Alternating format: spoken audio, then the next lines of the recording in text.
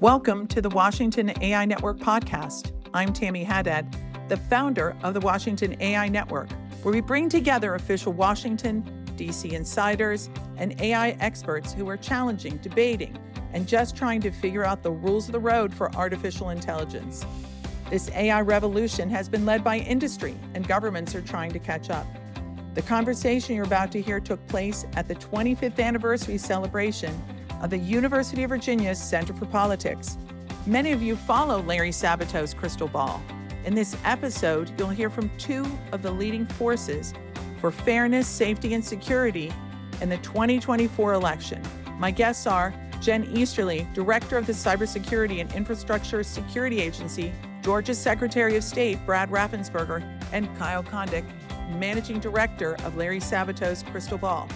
Join us as we discuss how artificial intelligence may impact the 2024 election. But before we get started, I hope to see you at the Special Competitive Studies Project AI Expo for National Competitiveness. It's May 7 and 8 at the Convention Center in D.C. No matter what you are doing in AI, technology, or government, you don't want to miss it. We'll also be there with podcast episodes, new ones, the Washington AI Network podcast from the heart of the Expo. See you there, and thanks for listening to this important conversation.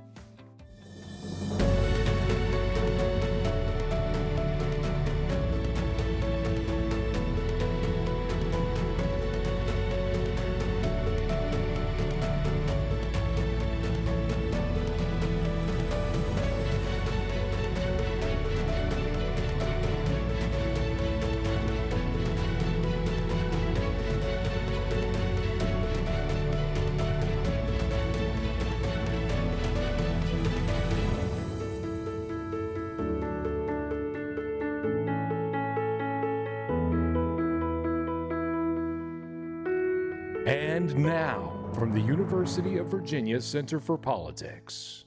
Good afternoon, and welcome to this kickoff event for the Center for Politics' 25th anniversary weekend. My name is Emily Horn, and I am a student intern with the Center for Politics.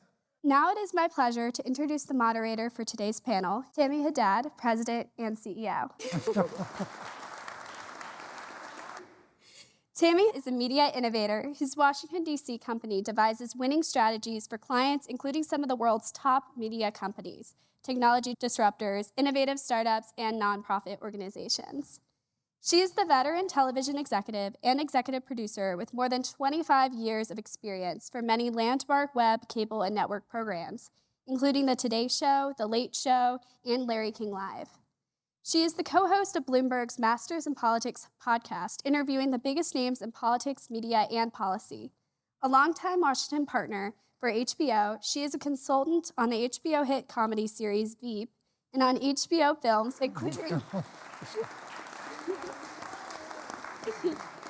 Confirmation and All the Way. Haddad is the co-founder and editor-in-chief of WHC Insider, the White House Correspondents' Weekend Insider website covering the political power and media cultures of Washington, D.C., and she plays a principal role for Washington's most important events, including the annual White House Correspondents' Weekend. Would you please join me in welcoming our moderator, Tammy Haddad? Thank you all for coming today. This is a very important panel. I couldn't be more thrilled. These are the right guests. They know everything. What they'll tell us, we don't know. We're not sure. You guys know Brad Raffensperger, right? I was in the back with Brad. I'm like, when you're done with this stuff, come and be a TV person. Come on now. You know how much fun it is. Thank you, Brad, so much. She's in charge of security, safety, cyber, everything for elections, so critical. It's such an honor to be here with you. I watch you work. I have her Google alerted. If you don't, you should, because if you want to know what's going on in this election, all these elections, she's the person. Jen, thank you so much. So Jen, we do have to start with you. We are talking about AI and elections. First of all, everyone, how many here have used AI, ChatGPT? Raise your hand. Jen, I know you're dealing with this issue for the elections, but let's just ask you straight up your biggest concerns about AI, biggest threat. Jen Easterly, Director of CISA. can I just frame it a little bit? Please. So first of all, CISA, I don't know if everybody's familiar with it, but just to give the elevator pitch. So CISA is Cybersecurity and Infrastructure Security Agency. If you know about it, you probably know about it because of my predecessor, Chris Krebs, who was the first director, obviously UVA alum, I think on the board for the Center of Politics. Larry's student. Larry Sabato, the University of Virginia Center for Politics. Larry student, indeed. CISA is the newest agency in the federal government. It was stood up at the end of 2018 to play two key roles, to be America's cyber defense agency, as well as the national coordinator for critical infrastructure security and resilience. So the mission is to lead the national effort to understand, manage, and reduce risk to the cyber and physical infrastructure that Americans rely on every day to get water and power and transportation and communication and healthcare and education. And in the aftermath of the 2016 election, where the Russians attempted to manipulate the presidential election infrastructure, which before had not been considered critical infrastructure, was actually designated as critical infrastructure at the beginning of 2017. And CISA was named as the federal government lead in the role of working with state and local election officials who, of course, are on the front lines of defending our election infrastructure from the full range of threats, cyber, physical, operational, foreign activities. So that's the role we play. We are here to help state and local election officials with resources, capabilities, threat information. Now, just 3 key points, and I promise I'll get to your question, but just to frame the discussion, first off, since election infrastructure was designated as critical, there's been a whole ecosystem that has grown up around the election stakeholder community. Obviously, state and local election officials who are on the front lines of defending democracy, but the federal government is now involved in providing information, not just CISA, but FBI and DOJ, and the intelligence community to understand and share information about threats. You also have election vendors who are focused on the security of election equipment. You have the private sector that can provide technology resources down to election officials. And then the local law enforcement nonprofits like the Election Infrastructure Information Sharing and Analysis Center. So they share real-time threat information with all 50 states, 3,800 jurisdictions. So the thing that I think is really important to understand about this very solid ecosystem that has evolved is that since the federal government has been tracking elections, 2018, 2020, 22, election officials have run safe and secure elections. To be, yes, exactly right.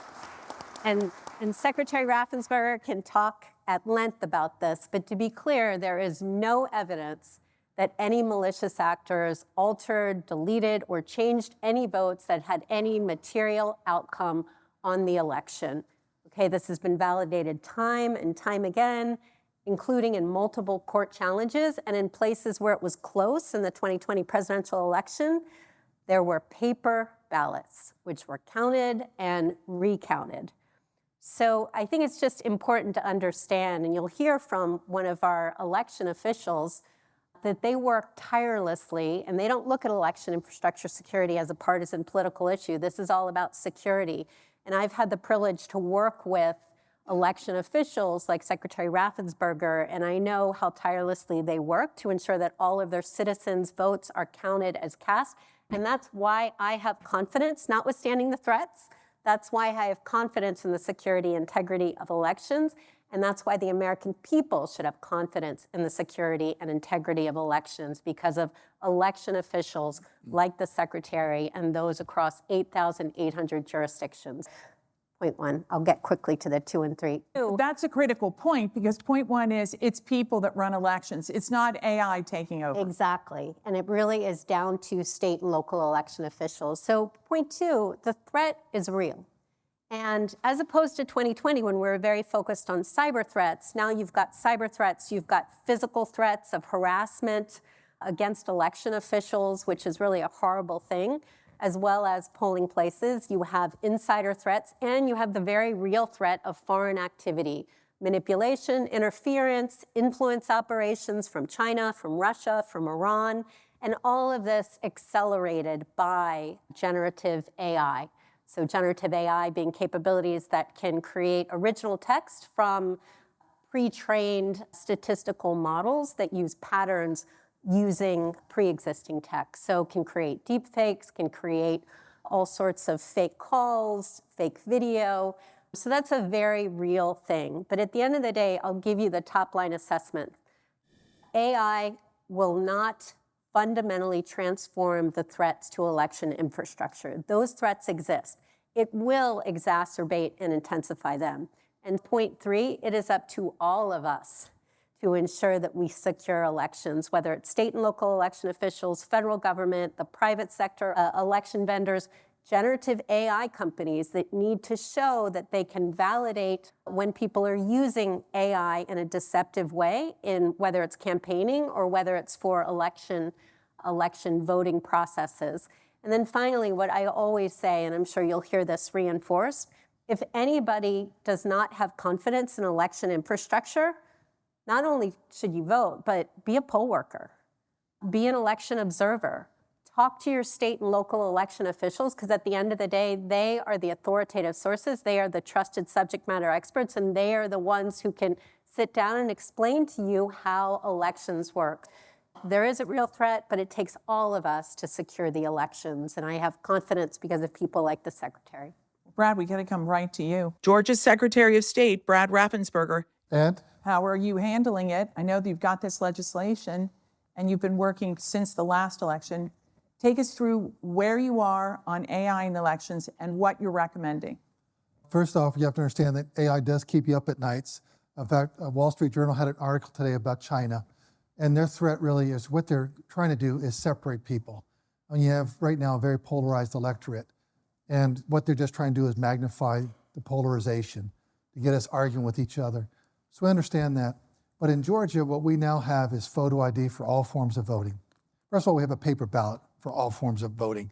So that means we can do 100% recount if we have to, like we did back in 2020. We have photo ID for all forms of voting. Probably 6% of Georgians will actually vote absentee. About 60 to 65% are going to vote on one of the 17 days of early voting. And then also, election day, about 30%, all with photo ID. We also have done health checks, which was what we called that. We went out to all 159 counties, did a sample set of the equipment, made sure nothing had happened to it. Then we also brought in our federal partners. DHS looked at the physical structure of the building. In other words, is this actually a safe and secure facility that you have where this equipment is stored? So then we did testing on the equipment, and then we had reports, and we did that for all 159 counties. Then before we have an election, we do logic and accuracy testing, again, to make sure that the equipment is actually recording your vote, so nothing's inaccurate. And who does that? That's People really that work for you? People that work for us. And then for the presidential primary, for the very first time, we believe in America, we actually did what's called parallel monitoring. So we went out to a random county, and we just grabbed a random piece of equipment, brought it back to where we do this election day processing, which is a secure facility. We don't tell you where it's at, but it's a state facility. But we then did parallel monitoring. We just verified that that equipment hadn't been somehow tampered with to give people additional confidence. Then after the presidential primary, it was pretty obvious who was going to win the Democrat race and the Republican race. We did an audit of that. And it turned out that I believe President Trump got 5 extra votes, Nikki Haley lost 1 vote, and Ron DeSantis got +1. And that's all over, that's the total for the whole state with 159 counties. So many of the counties just were right on. But what would you really understand, as Jen was just saying, it's really people having faith in the system. And what people are trying to do is destroy faith in the system. And really what is the glue that holds things together is confidence. And that's the real gold standard. So we want people to have confidence in that. So we're looking at what we can do to shore up confidence. So we are also getting ready now for our May general primary. That's when the state reps, the state senators, county commissioners, or sheriffs will be on the ballot. And so we're actually building the ballots right now. And many voters don't understand that. We have about 5 counties. We didn't get that last information, so we can build the ballot for UVA, which is your overseas military, but also anyone that's American citizen overseas. And so actually with our overseas military ballots, we use what's called ranked choice voting, so we don't have, it's an instant runoff because we're a runoff state. And that allows them to make their choices so we can report those results so that if we had a runoff, we don't have to worry about how do we get things over there and back with that 4-week window that we have. So it allows us to have runoffs, and we will have runoffs because we have more than 2 candidates in many of these races. We're just prepared. We expect it'll be a very interesting cycle. That's probably an understatement.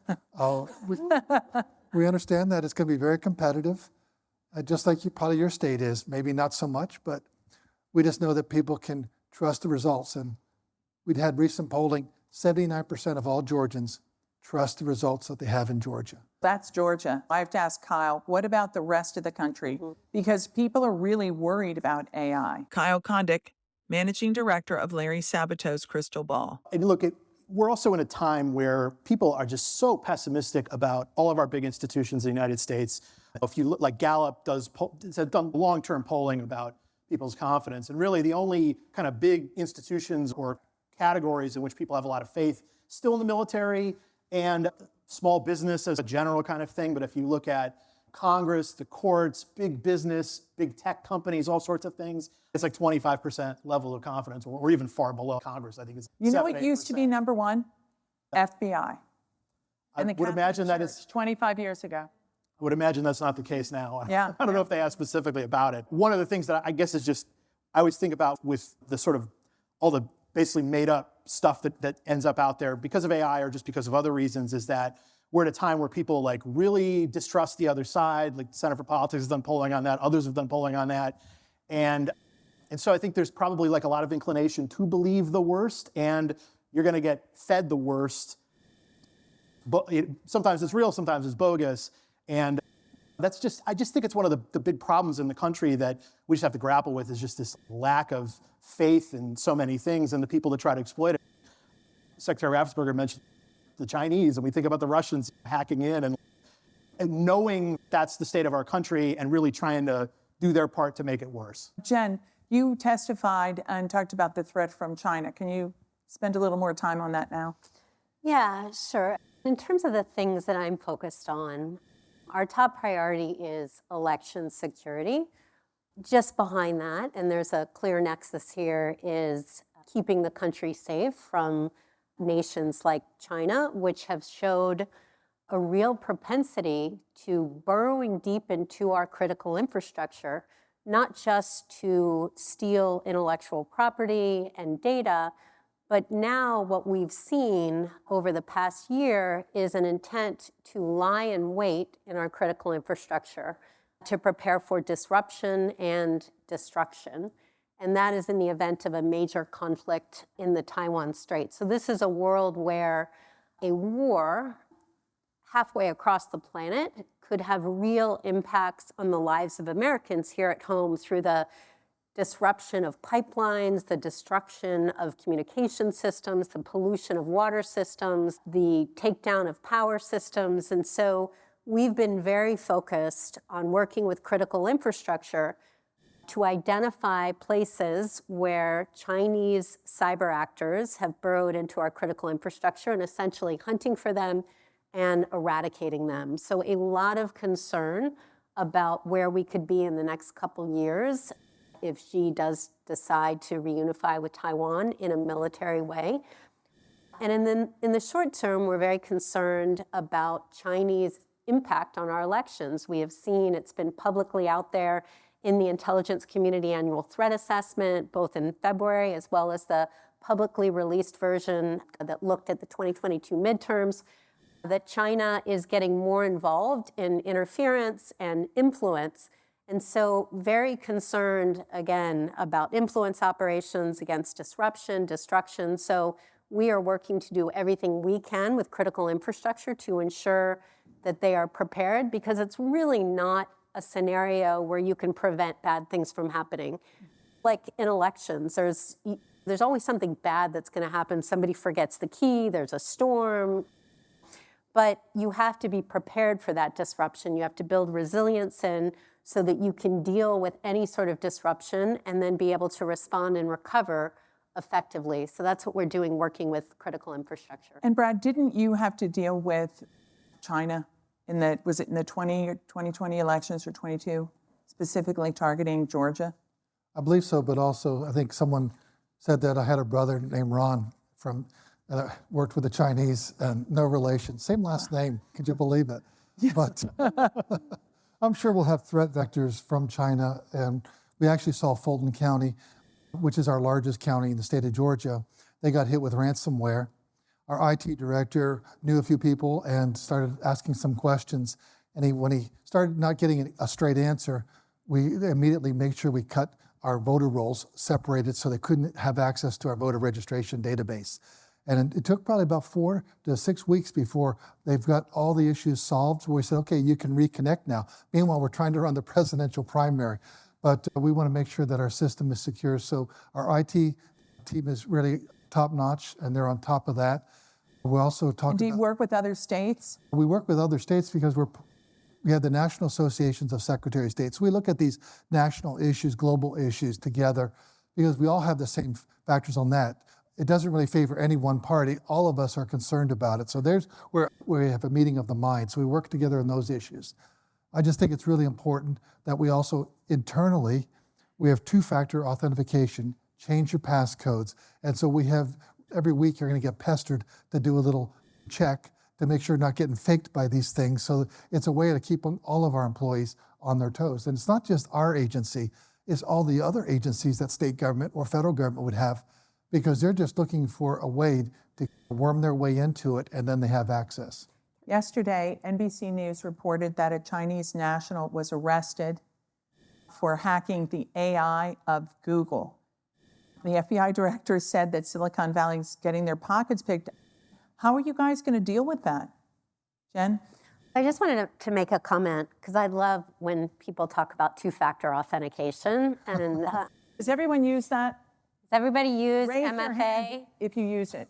Raise your hand if you don't do it. What is You it? have to stay after. I can retire now. Like, if you come up to me, I'll give you the tutorial on Yeah. it. But so AI, artificial intelligence, generative AI, will make phishing more tailored, because you can aggregate a lot of data, and then you can actually tailor a phishing email. So a legitimate looking email that somebody will click on, and then you could get hacked and your data gets stolen. So generative AI is something that will make spear phishing emails more tailored to an individual. But as the secretary was saying, multi-factor authentication, the basic steps that you take to protect your systems from cybersecurity are those same things that will prevent generative AI from being successful. So I think that's really important to understand, is there's not some exotic new steps that are taken. It's all of the technological, the physical, the procedural controls that state and local election officials have already put in place. And that's why I am not as freaked out as everybody seems to be about generative AI. I think they're freaked out because we've read stories and seen poll workers who have been attacked, who are nervous that there's so many openings. How are you recruiting people, Brad? We're actually in fairly good shape in Georgia compared to some of the other bellwether states. I think my perspective is, because I ran for re-election, so did Governor Kemp, is that we really went out and talked to everyone across the state. So we actually could then talk to community groups like this one. Here's what happened in 2020. And we say a few things, maybe 7 to 10 minutes, take questions, because we won't answer everything in 7 to 10 minutes. And that way we answer everyone's questions. People still may not be pleased with the results. I get that, but they realize, oh, okay, you did check this, you did check that. And so I think gave people confidence that they could move on from that grieving process. You have to understand, our state was reliably Republican for over 20 years. And all of a sudden, what happened here? And so people couldn't understand it. So this was a way to work through that process. Here's what happened there. There weren't thousands of dead voters. There were just 4. There were lots of underage voters, but actually in Georgia, you can register to vote when you're 17 and a half. And we checked every one of those day, month, year. They were all 18 by election day. Things like that. You have a lot of people that vote by mail, right? Now, What's the numbers? We really have, so in 2020, we had about 40% for the primary in June, and then we had in the fall about 25%. But when you rolled into 2022, we went back to about 6%, which is our historical average. Most people in Georgia like to vote early because it's very convenient. You have 5 days for 3 weeks and then 2 Saturdays. You got lots of opportunities. You see a line out there, you just drive around and come back the next day or come back 2 hours later. And so people can work their work schedules or their day schedules with that. And then 30% show up on election day. But also what we've done, put into state law, lines have to be shorter than 1 hour. And that is huge because that goes back to confidence. Short lines, man, they must have their act together. That's a good one. And the other one is we're going to have for this cycle this year, you have to post your results by 8 p.m. Florida's at 7:30. They've been working at this a little bit longer, so that's the gold standard, and we're working towards that. But 8 is still great because our bigger counties would sometimes not report and then just dump a whole bunch of ballots. No, now we want you, as you do precinct by precinct, report those so people can just see the number totals go up. It all is about accuracy, but also confidence. It's not in code about confidence, but it is, I think, an essential element, particularly when we are so polarized. And it's investing all of that money. You're actually investing because it's your highest priority. Kyle, let's add media into this, right? Because just to Jen's point, people keep talking about the negative side. And by the way, I'm going to ask you about the positive things about AI for this election. But for right now, if you're media, how many media here want to go into media? Any of you? None? Are you guys kidding? They kidding? I think they're kidding.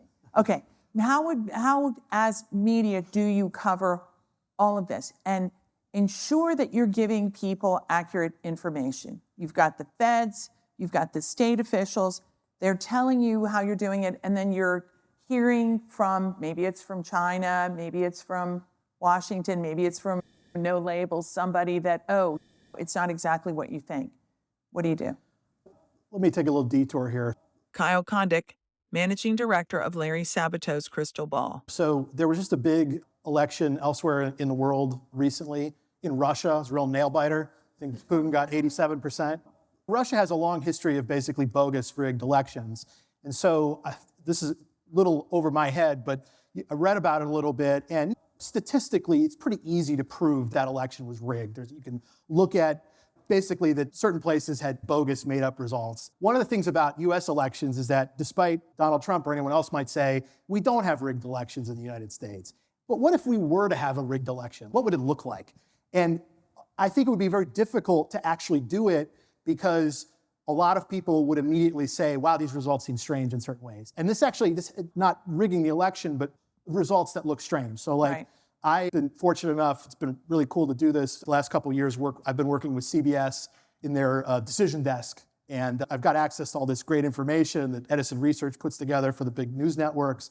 And one of the things that happens is that there are results that come through that are wrong initially. There's people type in the wrong numbers. If you remember during the 2020 campaign, it was Antrim County, Michigan, that the Trump people got really upset about because they basically put the results in wrong and Biden was winning that county, and it's a county we know that Biden would not win. They fixed it, but then it led to this months and months, and people are probably still complaining about it now that it was a sign of fraud or something, which I don't even really get the argument. The thing is that mistakes do happen, but it's also pretty easy to see where those mistakes are and then to inquire about it and see what happened. Did somebody put the wrong number in? And the media does play a big role in looking at when results are different and if there is some sort of problem and trying to point it out. And again, I think there's this great article, academic article written about the 2020 election, the miracle and tragedy of the 2020 election. And the miracle was that during a pandemic, we ran a great election, I think, across the country.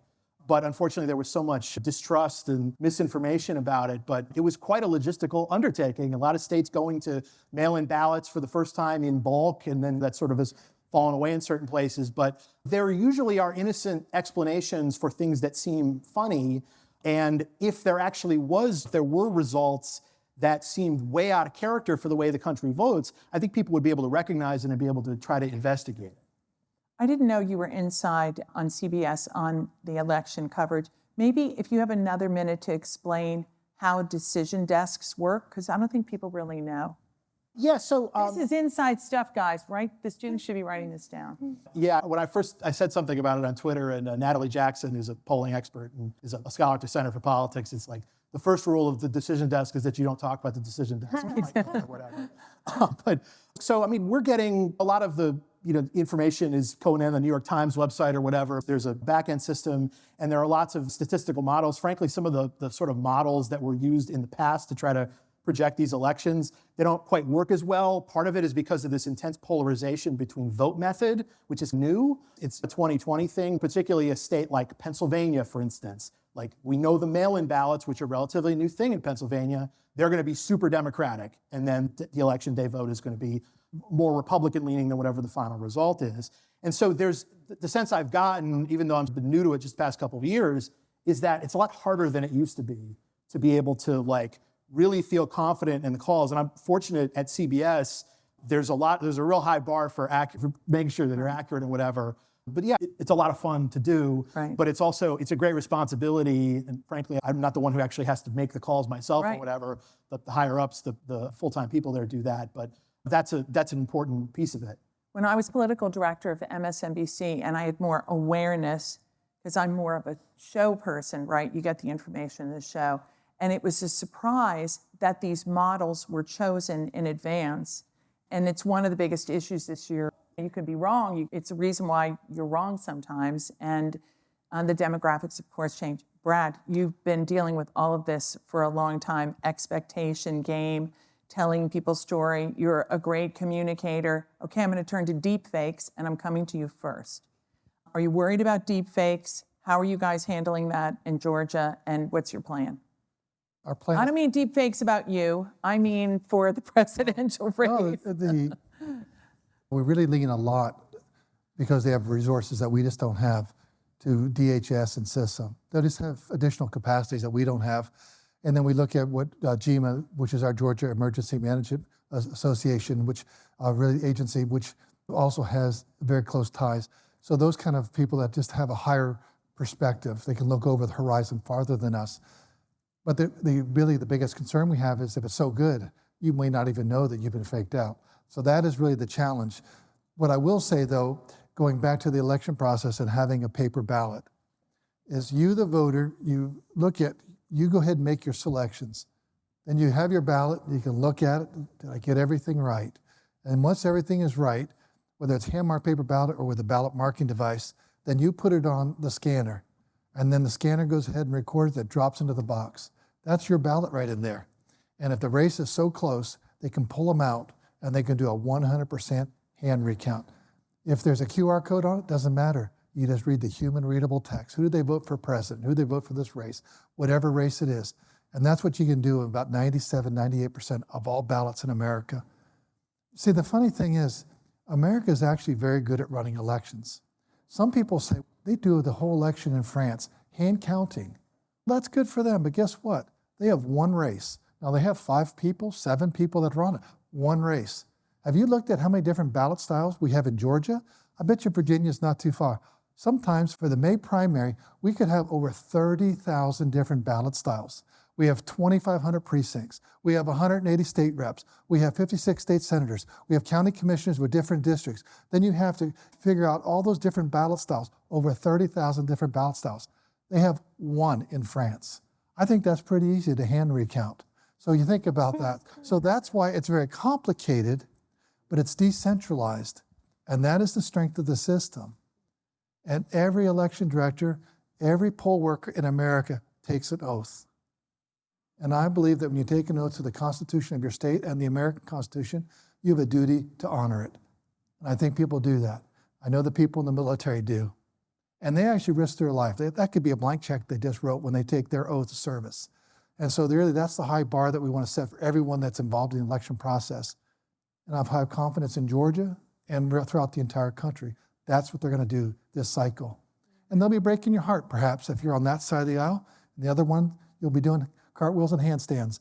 But our job is to do our job. And I think we've shown in Georgia we'll do our job. I think other election directors have shown they'll do their job as well. Ben?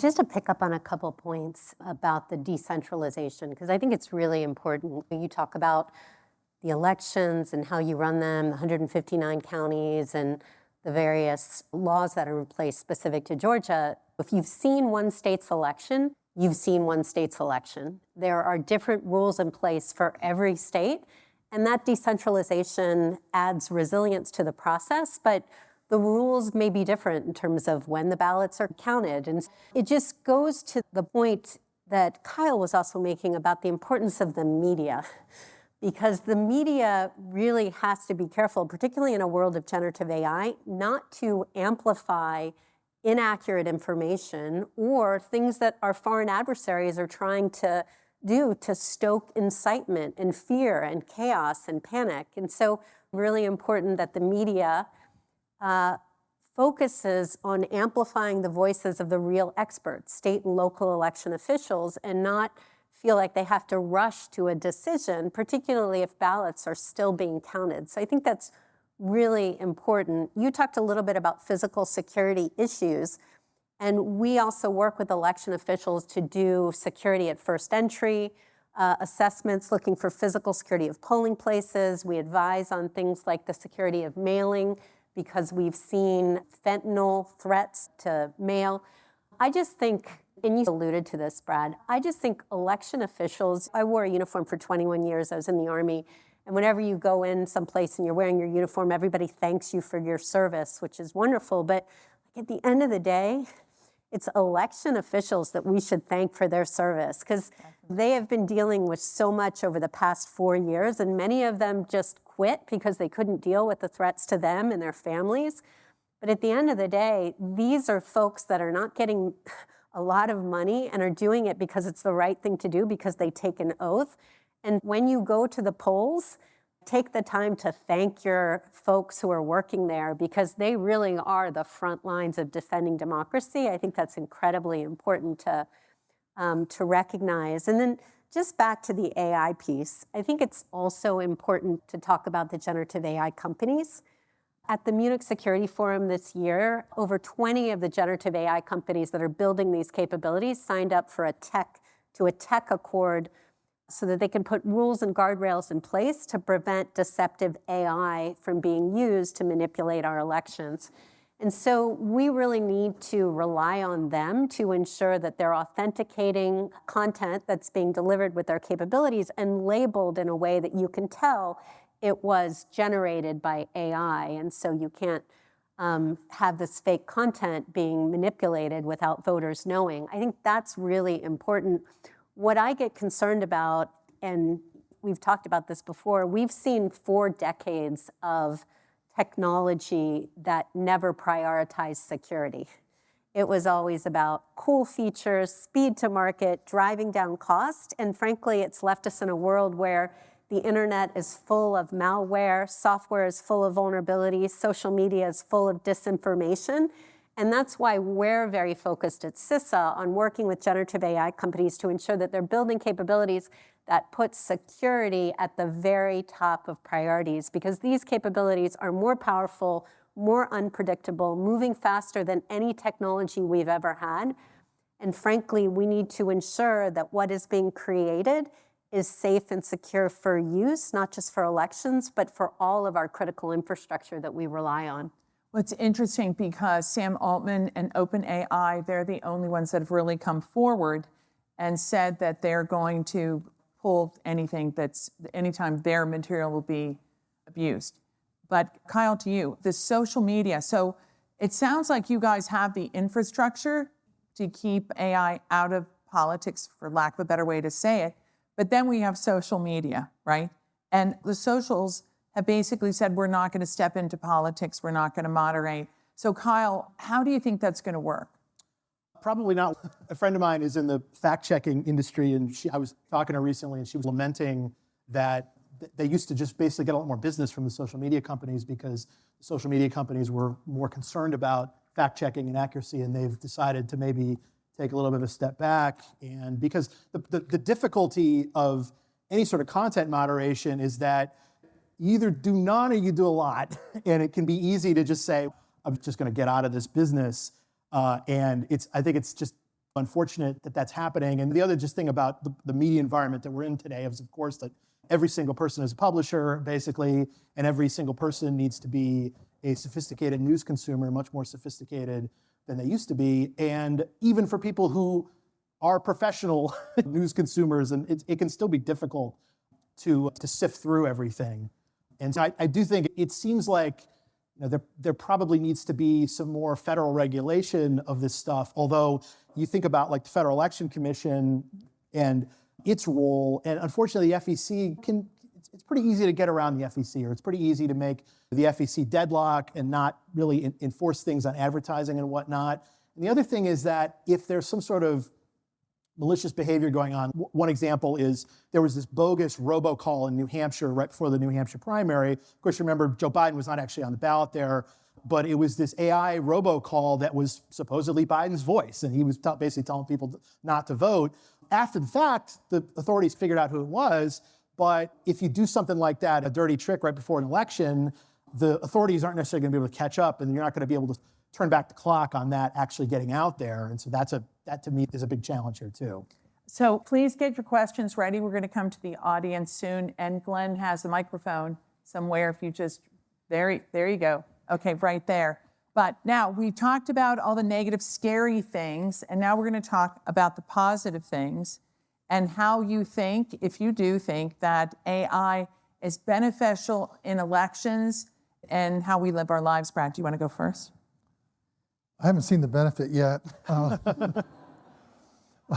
But at the end of the day, I was in the business world for 30 some odd years, and our business was just talking to people one-on-one, and that's how we did business. And I think really our society needs to get back to talking to people, having conversations, a human being to human being.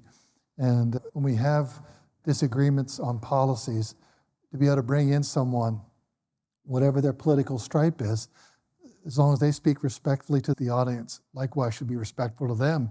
And then they can leave and say, I never thought about it that way. Now I'm still going to do it this way, but at least you've been respectful. And I think that's where we really need to get back to. I think that our founders would be disappointed in us. I'm talking about Jefferson. What better place to talk about his name than here? But I think that they would be somewhat disappointed that we don't have more of these conversations. Now I know that Jefferson and Adams, they had their moments, but they finally made amends probably right at the end. But I think that we need to get back to just talking to each other. We're Americans, and we're part of a big family. One of the things I like about AI, and I started this Washington AI network, is because it's like Google search when it started.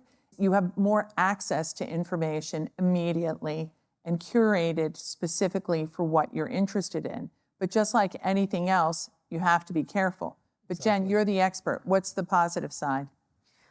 In terms of elections, I'm not sure there's a lot of positives in the near term. I was just talking to my husband about this before I came up here.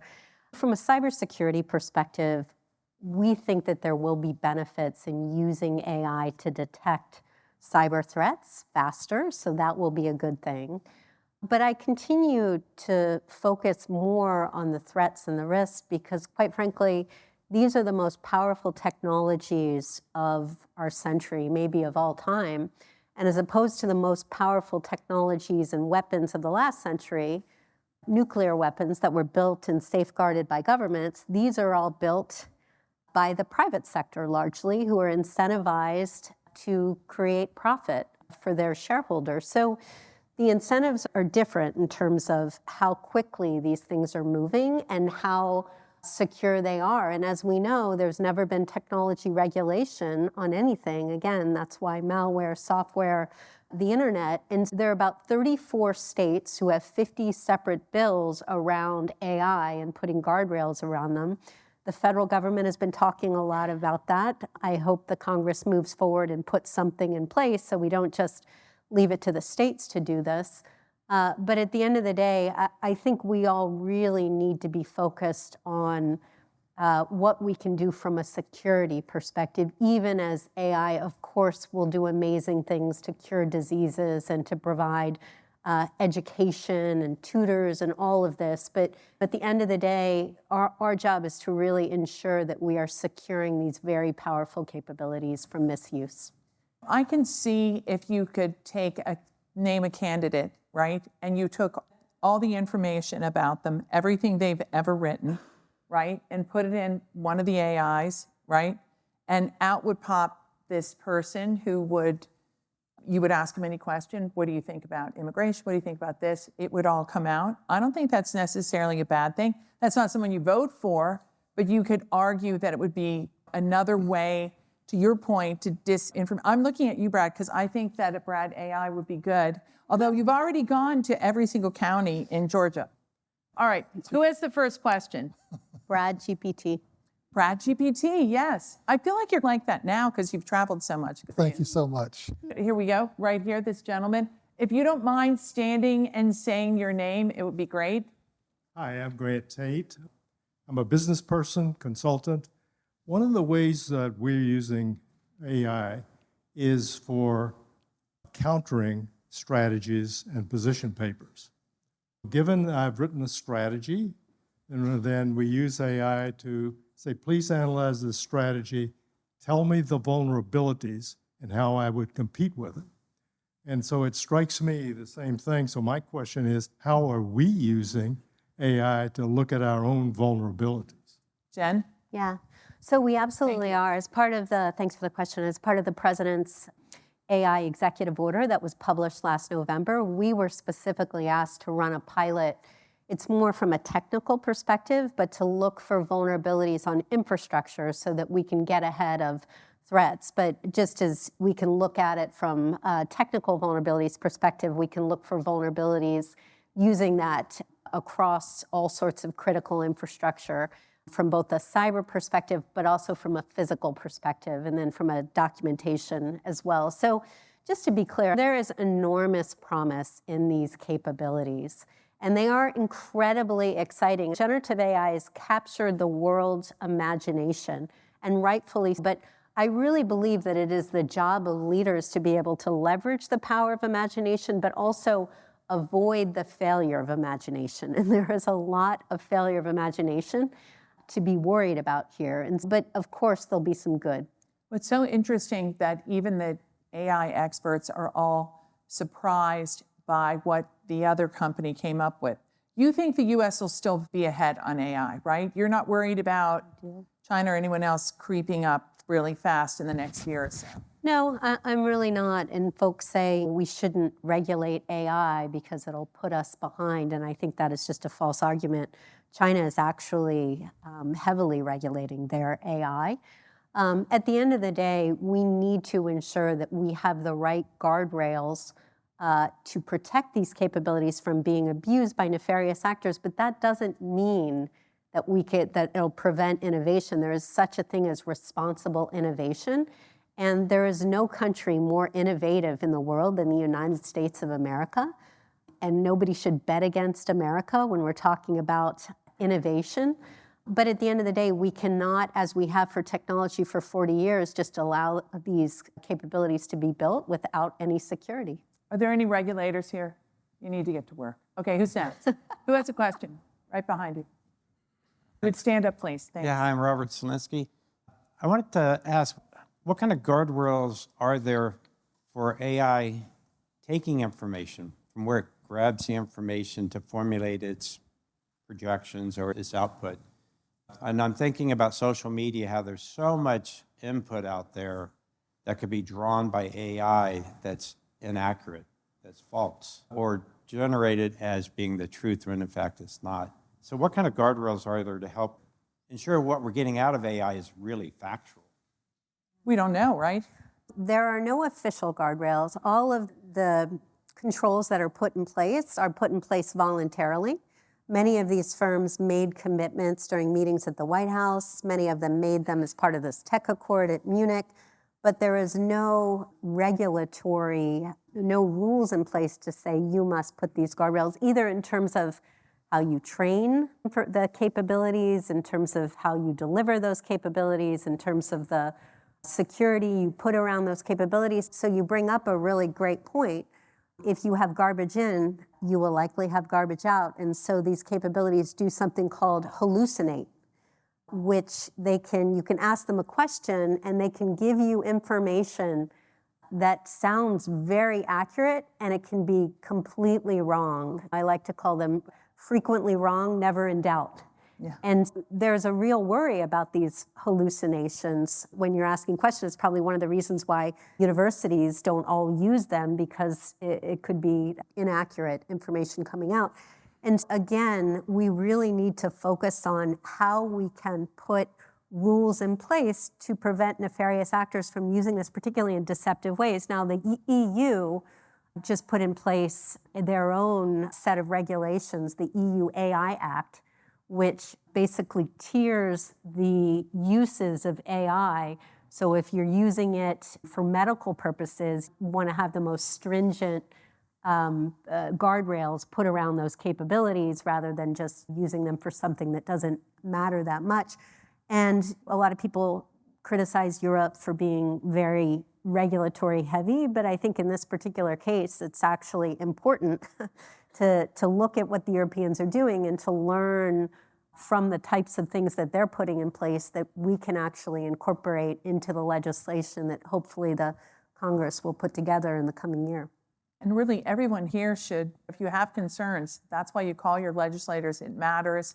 I write down the amount of people that call. Anyone that tells you any different is not there, at least in Washington. It makes a really big difference. Okay, who has the next question? There we go, this young man over here. Thank you all so much for coming. I'm Wyatt. I'm a second-year intern at the center. You just talked about the EU AI Act, so I was wondering what the legislative outlook is in the U.S. and whether you think bipartisanship around AI will hold for the foreseeable future. It's the only bipartisan issue, really, right now. But do you want to jump in there? No, not about Washington. Okay, good. I'm doing pretty good right now. Yeah, I think you're in good shape. You know, cybersecurity for a long time, and still mostly, is a bipartisan issue. I am hopeful about it. Frankly, there have been a lot of hearings on this, led by the majority leader himself, a lot of good work done, again, in a bipartisan way.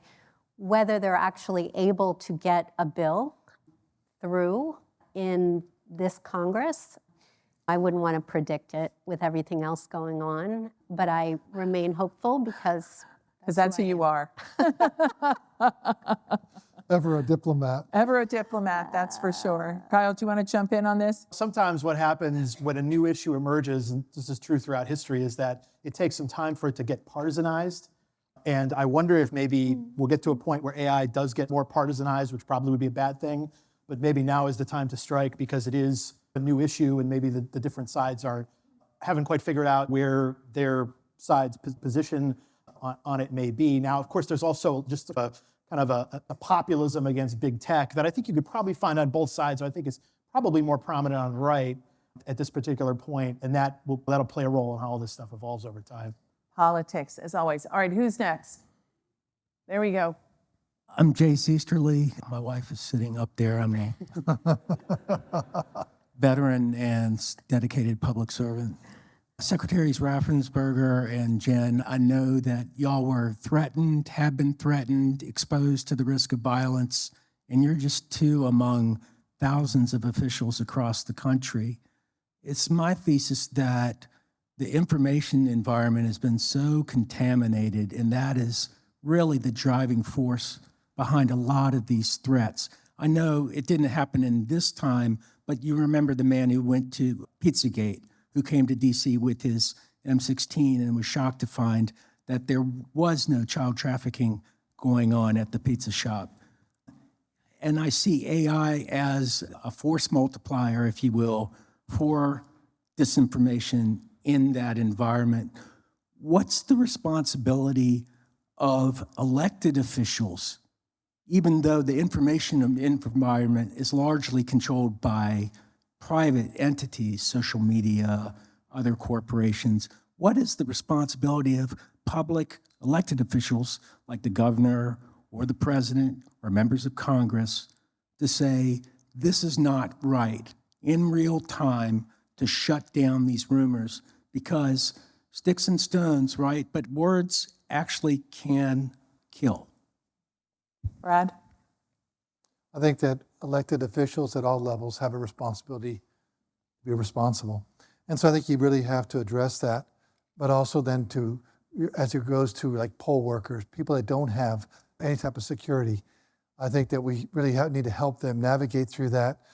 I think that doxing should be really treated as a crime. And so that is very dangerous. Like after the 2020 election, a lot of information got out there. Whether I could actually scrub that out of my profile, I probably not. But so you can have a clean profile, but also just posting photos has all your metadata there. And people don't think about that. My wife's a photographer, so she knows all about metadata. So it's out there exactly where that photo was taken. And then taking a picture with a window somewhere in your house or around your property. All those things to make people aware of what these threats could be from. Is that what the situation I want? No, I'd like to go back to Mayberry, but that's where we are right now. So it's trying to help people understand what those threats could come from. But I think it's a responsibility, anyone that holds elected office, to be responsible and to call people out. It's not about political party. It's just to make sure that people understand you cannot threaten someone else, and you need to make sure that the information is accurate without making it so personal. Particularly election workers, they're just doing their job. You think about what they get paid. Yes, they get paid more than jury duty, but you're talking about $150 a day. And so it's something like that, maybe it's a bit more in other places. It's public service. That is probably a 14 to 16-hour day on election day. It's just giving back to their community. Those are the people at the grocery store, the soccer field, football field. Good people, just like you. And they need to be supported. Were you ever afraid? I was very cautious and careful. And it is what it was. What about your family? When your daughter-in-law, who's a widow, is threatened and people are tracking her through a store and with their videos and all that, fortunately, she did the same thing to them. So we know who they are and we have their picture. And that was shared with law enforcement. And when had people show up at our house, we knew what states they were from. They were from Georgia. Go figure, several hours away. You make sure that you understand where we are right now and you be as cautious as you can. But at the end of the day, we have a job to do. And I think what I've shown is I'm going to do my job. It's a responsibility to do my job.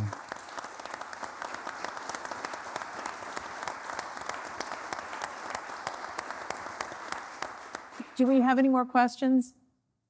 Here we go, right up here. 2 more. Thanks. My name is James Weissman. So I think you did a really good job of laying out the infrastructure that voting is secure. And AI might twist that a little, the results, but I'm concerned that there's a second part. There's collecting the votes. And then apparently with like false electors, what happens on the back end? And I'm just curious if there's any new structures that have been put in place to secure that part.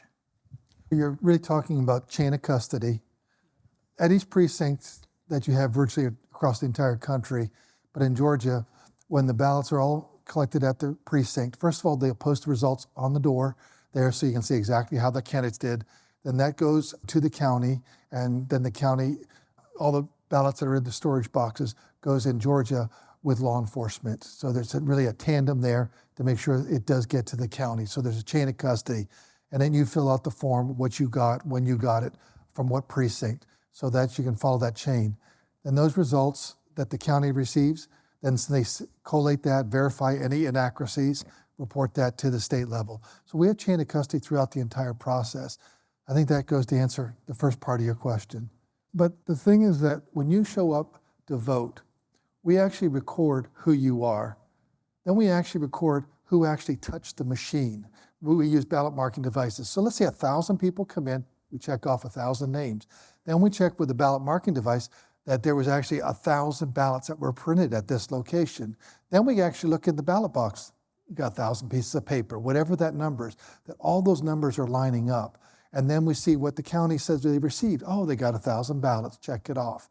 Then we do a 100% hand recount if we have to.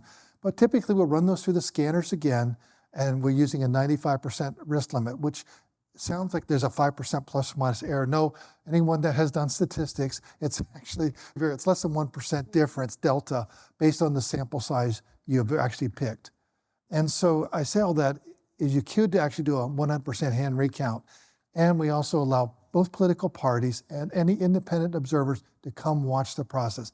And we think that's really important. That's very transparent. At the end of the day, I can't do anything about dishonesty of other folks. All I can do is be honest with what the election process is and what I say to the public. And I want to make sure I do that in a calm, rational voice. So I've left my contractor language. That left in the job trailer. Now I'm not a contractor. I'm Brad the engineer. I'm Brad the Secretary of State. And so I'm going to give people the calm response when everyone else is losing their heads. I think Rudyard Kipling said it best, that it's for me to actually be the if in that poem, then I'll be the one that's a calm voice of reason. And I think that's what America needs up and down the line, from county surveyor to state house to the highest offices we have in this country. And America's begging for new leadership up and down the line, for people that are principled. And we're going to get it someday, hopefully soon. Hi, I'm Jim Lambert. I'm a member of the faculty here. And I'm wondering, could you say more about the workforce that's doing its best to count the votes and run the polls and all the rest, but they go home at the end of the day, they have access to OpenAI and Gemini, and they can type any issue in there, make queries. I'm pretty sure I signed or made a checkbox that anything I've typed into those prompts is open or property of the company. Are these workers, they're able to use it, and then suppose that becomes public information? I'm wondering, are there rules that should be in place, or protocols or best practices for that workforce to use or not use AI for whatever reason during the election? Thank you. That's a good question. Really, right now, people do their job and they go home, and we'll have to consider something like that. But also, to that point, if you're really concerned about disinformation, we actually encourage people that are activists on both sides. You don't trust the process. Okay, we're going to give you poll worker training. We put that into state law. So you have poll worker training, but you're just an observer. Actually do the really hard work. Show up for that 16-hour day and go through there and actually become a poll manager. But you're going to see all the checks and fail-safes that we have in place. And that way you're going to say, this is really good process that we had here. And then you have to understand this is what we're doing in all 2,500 precincts in Georgia. And I don't know how many precincts you have in Virginia, but they're going to follow those same procedures because that's the job. We have procedures, we have state law, and everyone is supposed to follow those procedures. Will there be honest mistakes? People do make mistakes, but it's at such minuscule errors. But when your state gets really close and competitive, we have to squeeze out any source of error because for a state house seat, 6 votes could actually make a difference.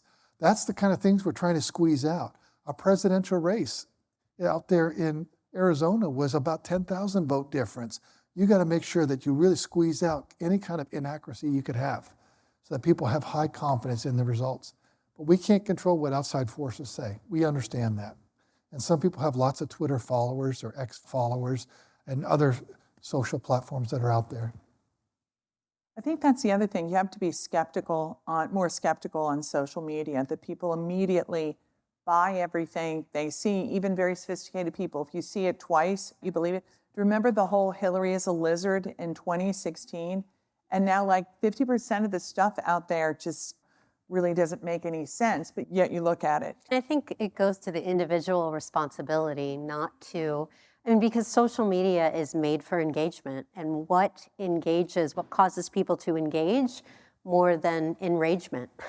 So a lot of this is out there to get people to amplify it and to create that partisan discord, which of course our foreign adversaries are looking to do to undermine confidence in the fundamentals of our democracy. Everybody should be a critical thinker in terms of what they see. And if it doesn't sound right, don't retweet it, don't amplify it, ask questions around it. And again, to Brad's point, if you have any questions about the security or integrity of elections, be a part of that process and go talk to those folks who are the authoritative sources and the subject matter experts so you can help us protect our democracy. That's right, because it's everyone's job. I remember the early days of those fake news sites, and the names of the reporters all had like 42 consonants in it. So you knew that it was Russia because it was like, whoa, no one has a name like this. But now it's so smooth. This has nothing to do with AI, but it's so smooth and it's integrated in, which is why you should all support media. And you guys need to start focusing on media. Thank you guys so much.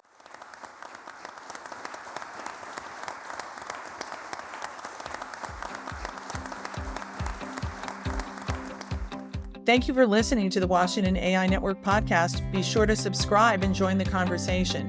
The Washington AI Network is a bipartisan forum bringing together the top leaders and industry experts to discuss the biggest opportunities and the greatest challenges around AI. The Washington AI Network podcast is produced and recorded by Haddad Media. Thanks for listening.